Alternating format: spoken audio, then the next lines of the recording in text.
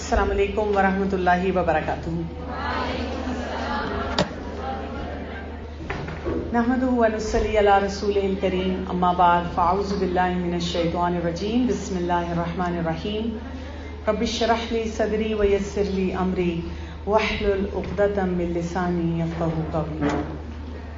Topic آج کا ہمارا مجھ سے اگر آپ پوچھیں تو بہت اہم ہے، اور خاص طور پہ جب ہم بات کرتے ہیں اسلام ٹوڈے اینڈ ٹمورو، یعنی آج کے دور میں ہم جتنے چیلنجز کو دیکھ رہے ہیں اور ہم ان کے بارے میں بہت پریشان ہیں، تو ہم یہ سوچتے ہیں کہ ہمارے لیے، اگر آپ ینگ ہیں تو آپ سوچتے ہیں میرا فیوچر کیا ہے، اور اگر آپ اس عمر میں ہیں کہ آپ اپنے بچوں کی تربیت کر رہے ہیں تو تب بھی آپ سوچتے ہیں کہ میرے بچوں کا فیوچر کیا ہے، میرے بچوں کا کیا بنے گا. اس کے لیے اگر آپ مجھے پوچھیں تو ایک اینگل، ایک پرسیپشن جو ہمیں بہت اچھی طرح سے سمجھنی ہے، باہر کے چیلنجز جتنے بھی ہوتے ہیں، ایک چیز جس کے اوپر ہمیں خاص طور پہ کام کرنے کی ضرورت ہے وہ ہے انر پیس. دیکھیں، سکون کا آغاز اندر سے ہوتا ہے. انسان کے اندر جب بے چینی، بے سکونی ہوتی ہے تو آپ باہر کی سچویشنز کو جتنا بھی ہینڈل کرنے کی کوشش کریں، آپ ان کو ہینڈل نہیں کر سکتے. یہ اگر نقطہ ہمیں سمجھ آ جائے، بہت سی سچویشنز میں آپ دیکھیں جب آپ پریشان ہوتے ہیں تو کیا ہوتا ہے، آپ کے اندر بے سکونی ہوتی ہے نا. آپ کو اس شخص سے بات نہیں کرنی آ رہی، اس کو ہینڈل نہیں کرنا آ رہا، اس کا چیلنج نہیں سمجھ آ رہا، اس کو کیا کرنا ہے، میں پریشان ہوں، میں میاں کے ساتھ کیسے بات کروں، میں اس کے ساتھ کیسے دیکھوں، میں اس کو کیسے دیکھوں.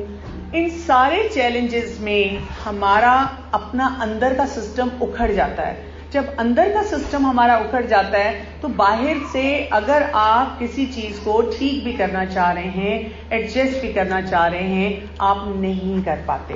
تو یہاں پہ ہم نے یہ دیکھنا ہے، آپ پریشان ہو سکتے ہیں کسی بھی چیز کے لیے، چاہے ایک بیوی ہے، ایک ماں ہے، ایک لڑکی ہے، ایک انڈیویجول ہے، ایک انسان ہے، وہ پریشان ہے، لیکن اس کو کہیں سے بھی انر پیس جو ہے وہ نہیں مل رہا.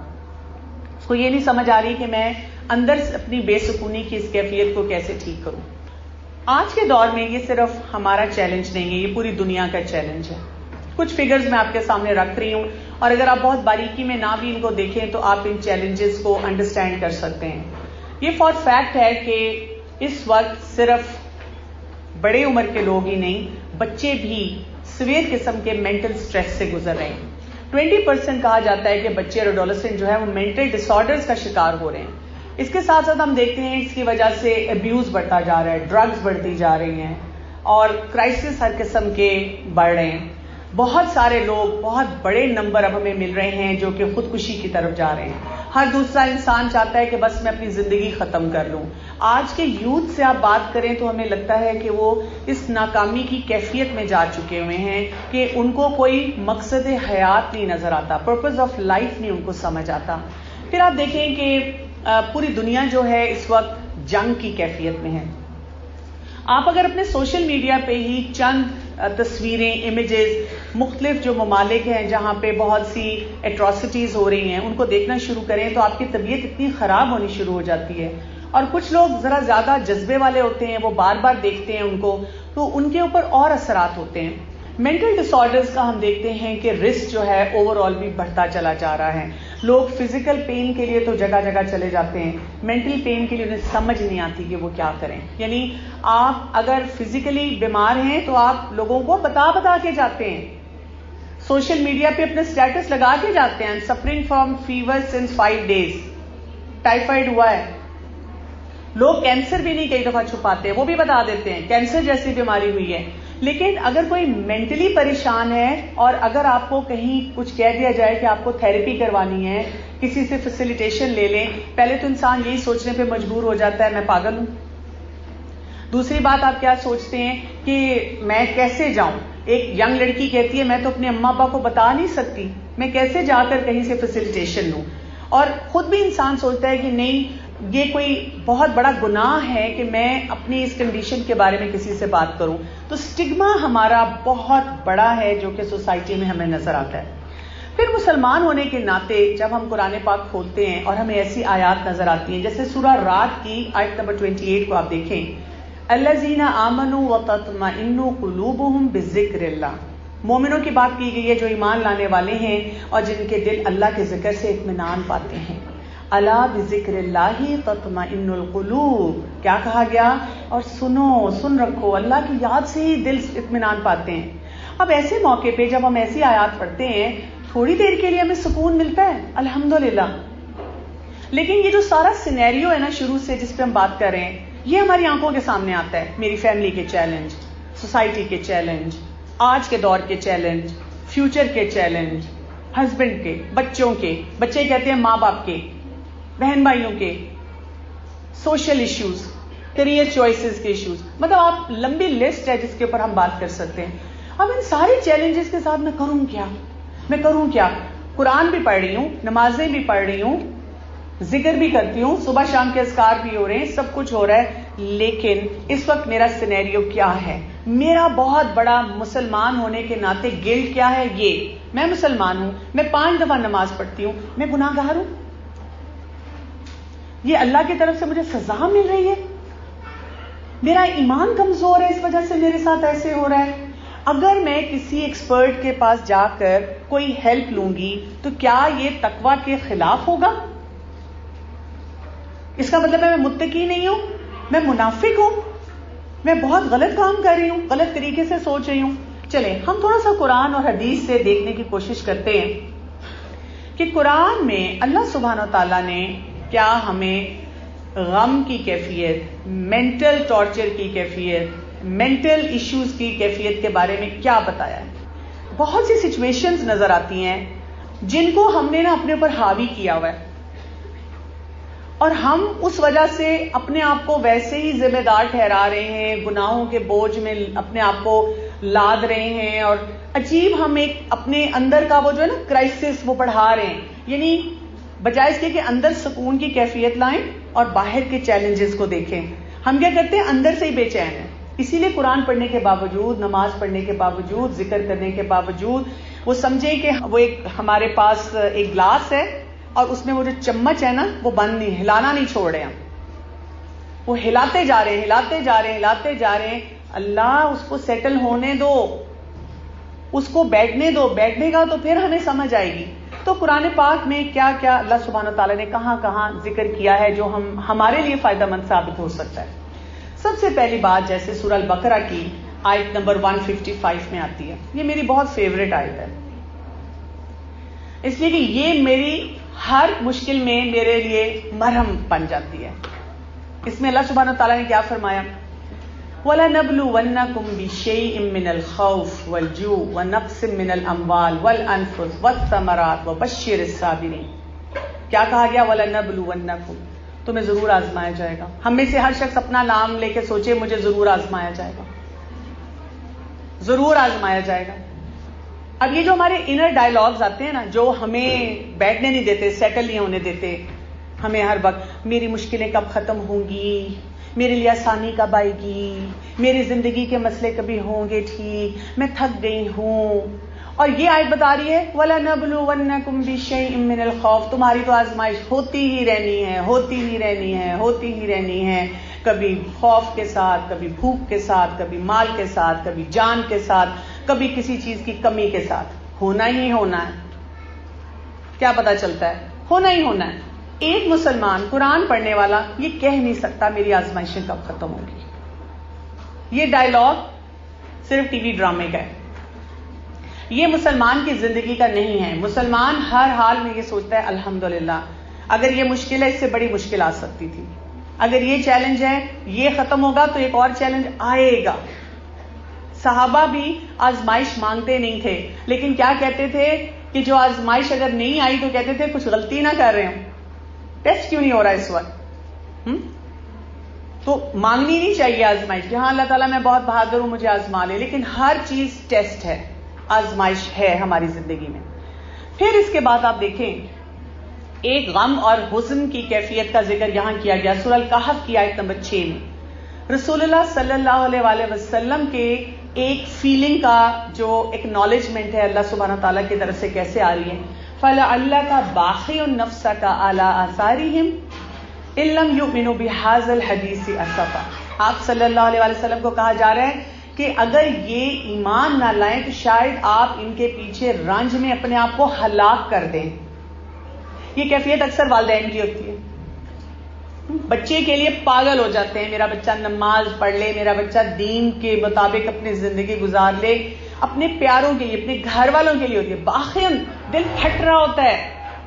ایک ماں باپ کو پتا چلتا ہے میرے بچے کے موبائل پہ کسی نان میرڈ کا کوئی افیئر چل رہا ہے، کوئی ہسٹری میں ایسی چیز دیکھ لی، کوئی اسکول کالج سے بلا کے کسی نے مجھے سمجھا دیا، سمجھ نہیں آتی. کئی بچیوں کے ساتھ میں نے دیکھا ہے، ینگسٹرز ہوتے ہیں، وہ کہتے ہیں ہمارے ماں باپ دین کو نہیں سمجھتے، میرے بہن بھائی نہیں سمجھتے، میرا دل پھٹ رہا ہے. تو اللہ سبحانہ و تعالیٰ اس چیز کو اکنالج کرتے ہیں، ہوتی ہیں یہ کیفیات.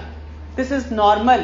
یہ فیزز ہم پہ آئیں گے، ان فیزز سے بھی اپنے آپ کو گزارنا ہم نے سیکھنا ہے. پھر آپ دیکھیں سورہ القصص کی آیت نمبر 13 میں اللہ سبحانہ و تعالیٰ ایک ماں کا ذکر کر رہے ہیں.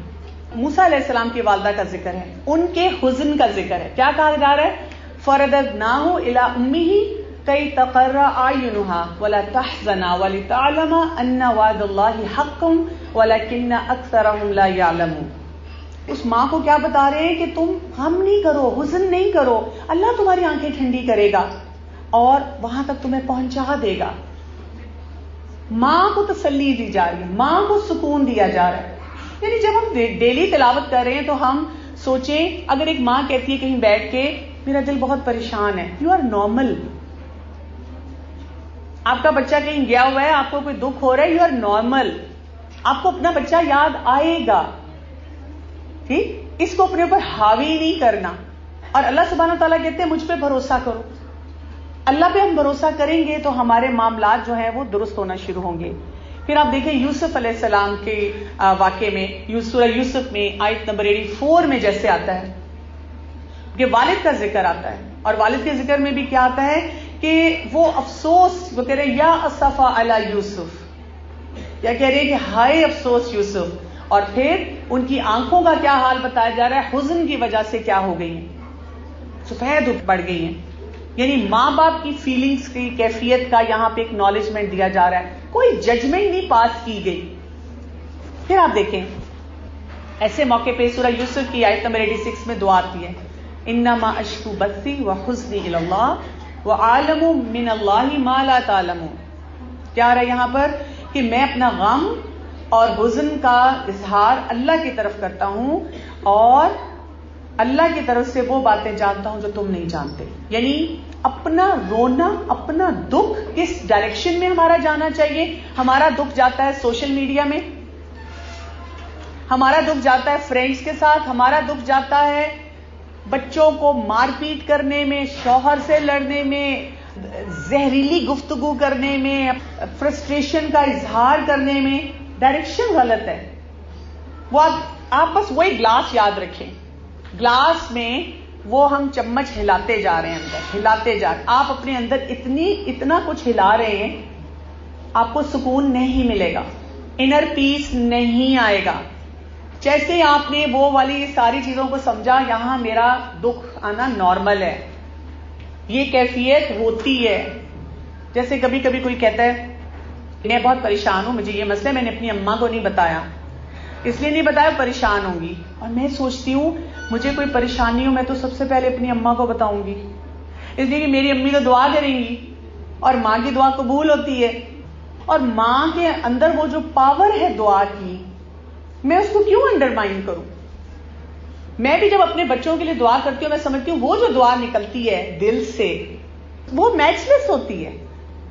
قرآن پاک میں سورہ مریم کی آیت نمبر 24 میں جسے آپ کے سامنے رکھ رہی ہوں، کیونکہ میں نے تحزن والی آیات نکالی آپ کے لیے، غم، پریشانی جس میں انر پیس کی بات ہے یا اس سے دوری کی بات ہے. پریگنینسی ایک ایسی کیفیت ہے جس میں ہر عورت پریشان ہے، ڈاکٹر کے بعد پریشان، گھر میں پریشان، میاں سے پریشان، میکے میں پریشان، سسرال میں پریشان، پہلا بچہ پریشان، دوسرا پریشان، وہ بس چل ہی رہا ہے اس کا سلسلہ سارا. اس میں بھی آپ دیکھیں کہ اللہ سبحانہ تعالیٰ اس کو کیا بتا رہے ہیں، فناداها من تحتها اللہ تحزنی قد جعل ربکی تحتک سریا. اللہ سبحانہ تعالیٰ اس کے لیے اسباب پیدا کر رہے اور کہہ رہے نہ تم غم کرو. ہاسپٹلز میں ہم ایسی خواتین کو بھی دیکھتے ہیں جو لیبر پین میں اپنے میاں کو گالیاں بھی دے رہی ہوتی ہیں. جبکہ یہ وہ موقع ہوتا ہے کہ اللہ کا شکر ادا کیا جائے. اللہ تعالیٰ ایک نعمت دے رہے ہیں, دعاؤں کی قبولیت کا وقت ہے, اللہ تعالیٰ کی طرف سے آسانیاں آتی ہیں اور آئیں.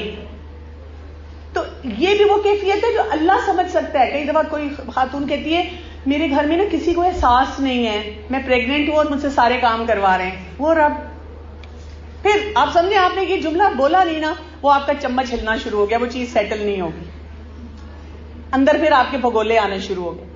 سیٹل کریں. اب کہ میرے رب کو پتا ہے کہ میری اس وقت کیا کیفیت ہے, اس سے زیادہ مجھے اور کیا چیز چاہیے.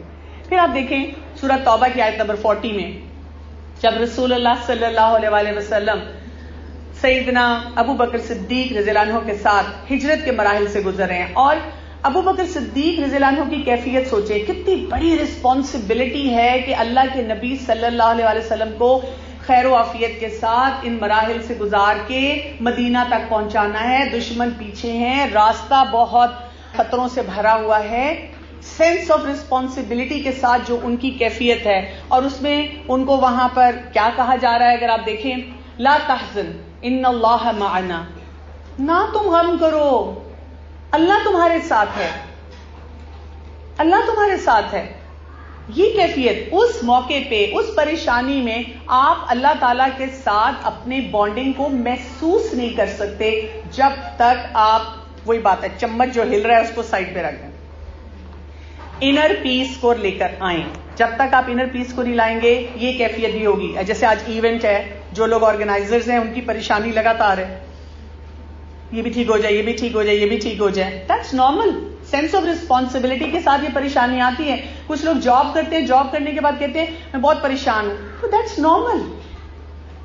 شادی ہوئی ہے, شادی ہوئی میں بہت پریشان ہوں, میں کیسے سارا کچھ سنبھالوں گی, دیٹس نارمل. اس کو نارمل لیں کہ ہاں پریشانی ہے.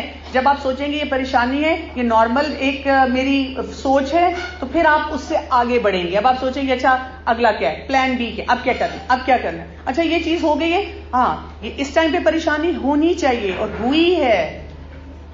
ایک اور بھی ہمارا ایٹیچیوڈ ہوتا ہے, اگر ہم کسی کو دیکھتے ہیں پریشان, مثلا اگر میں اب یہاں کھڑی ہو کے آپ کو کہوں کہ کل میں بہت پریشان تھی اور میں نا بس میرا دل بہت گھبرا رہا تھا, تو کوئی بیٹھے بیٹھے سوچے ہاں دیکھو قرآن پڑھتی ہیں, لیکچر دیتی ہیں, پریشان ہے, لو جی ہم ایسے ان کو سننے آگے. یہ ہمارا ایک ایٹیچیوڈ ہے. ہم سمجھتے ہیں جو قرآن پڑھنے پڑھانے والا شخص ہے اس کے زندگی میں پریشانی نہ ہو. میں نے آپ کے سامنے کتنی آیات رکھی ہیں کہ دس از نارمل.